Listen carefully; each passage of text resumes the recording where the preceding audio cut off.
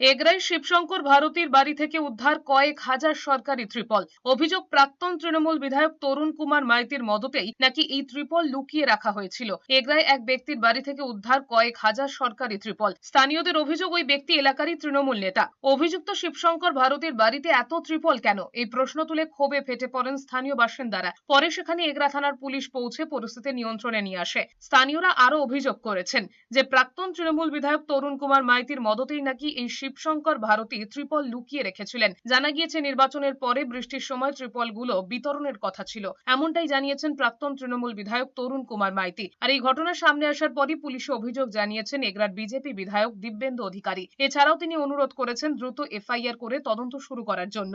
কিন্তু আগের যিনি বিধায়ক ছিলেন উনি ভাড়া নিয়েছিলেন, এবার ত্রিপাল উনি দিয়ে দেননি, থেকে গেছে, ওটা তো স্যারই জানে, ওটা তো আমরা বলতে পারবো না। এবার আমরাও যথারীতি স্যারকে ফোন করেছিলাম। স্যার চোখের ছানি অপারেশনের জন্য স্যার কলকাতায় গেছেন। এবার স্যার বললেন যে ঠিক আছে, আমি বিডিও সাহেব এবং এসডিও সাহেবের সঙ্গে কথা বলছি, তার যেটা সিস্টেম হয় আমি সেই সিস্টেম অনুযায়ী কাজ করব। আজকে গরিব মানুষদের বৃষ্টির সময় হয়তো দেখা যাবে এক একজন গরিব পরিবার সারা রাত জেগে বসে থাকে, বাড়িতে জল ঢুকে যায়। প্রকৃতপক্ষে ত্রিপলটা ওদের পাওনা ছিল। আজকে যে অবৈধভাবে যে সমস্ত জিনিসগুলো ওনারা মজুত করে রেখেছিলেন, দুটো রাস্তা হতে পারে।